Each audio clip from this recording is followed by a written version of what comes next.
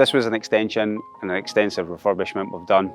We have a garage which was standalone. We had a small porch which was existing to the house. Basically removed the porch and then simply just infilled the space between what was the garage and the house. So we've created what I think is a pretty seamless transition from main house to garage. We've redone the roof, again making it look like it was one entire roof. And we've managed to get a very good match on all the existing windows and brickwork. If you come down, I'll show you a little bit further. You'll begin to see the change from the main house to the garage. This was all completely infilled. The clients had said that, yeah, this looks great, but basically we're going to get soaking wet as we approach the house. We've got nobody to sort of shelter. So we agreed to design this sort of canopy, which gives them a great coverage when you're coming in on those wet days. So moving on to the inside. This was the original facade of the front door, so this was all completely bricked up. The staircase has now been opened up to give you a nice open airy feel. One of the actual requirements we had throughout the build was all the ceilings were to be flat initially, but as we opened up things and we realised how much space we had, we've actually created these vaulted ceilings. So we've changed the roof from a flat ceiling to a pitched ceiling, and it really does just open up the whole space. That then takes us into the family room, and we've done a very similar thing here. This was originally meant to be flat, but then we realised how much of a void and space we were losing out on. We basically punched it right up, got a massive amount of space, and we also incorporated a Velux window. The evening sun sets here, so it really does spill in the light, which is great. One of the more feature rooms of the home is the kitchen. Again, we vaulted the ceiling as part of the client's request because, like I said earlier on, we got a lot of natural light throughout the front of our property. We want to encapsulate that light to the rear. So we've installed 4 of these roof windows just to try and let enough light in throughout the whole day. Taking us on into the utility room. Again, it's a useful space in here.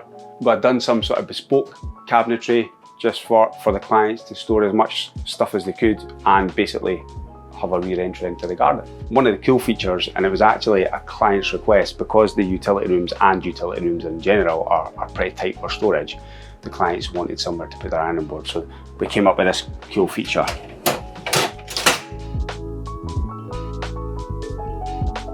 Another space-saving solution was this drying rack. The clients looked for a drying rack that didn't take up much room, so this was something we had installed for them. This was an existing study, but we've managed to just increase it a little bit more in size, just so that the clients have got a little bit more space and obviously a bigger study. Taking you through here, which was the old kitchen. This has now just been changed. Window has been opened up again, back into a big picture window, and basically just a spare bedroom for the clients.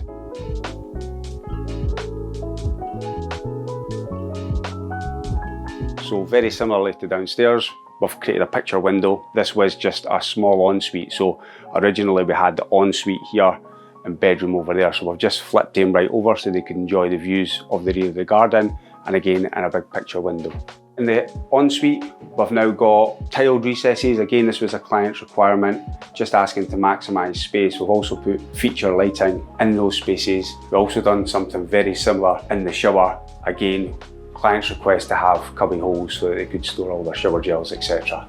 If we move on through downstairs, through here where the mirror was, this was the entrance into the dining room. This has all been blocked up now to then open up into a set of double doors, which have been widened into an existing lounge. This would then take you into a room which was the dining room. Basically, the wall was blocked off here, so they were completely separate rooms. We've opened this up, and then that now invites you through into a lovely piano room and a great use of space. Out to the back garden.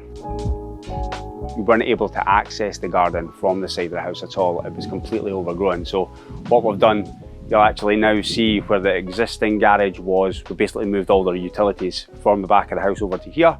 The extension, which is evident now, is here. We've created a path with an access side door so that you've now got free access and a useful storage for bins. But basically, once we progress past this step, probably from the back door to the window, this was all just big open space before. So the main access to the garden was basically the front and the back garden were just linked. So quite simply, you just walk front to back. They had a massive tree here, they actually used to decorate every Christmas. So we actually used to joke about relocating it, but it was so big, there was no option but to cut it down.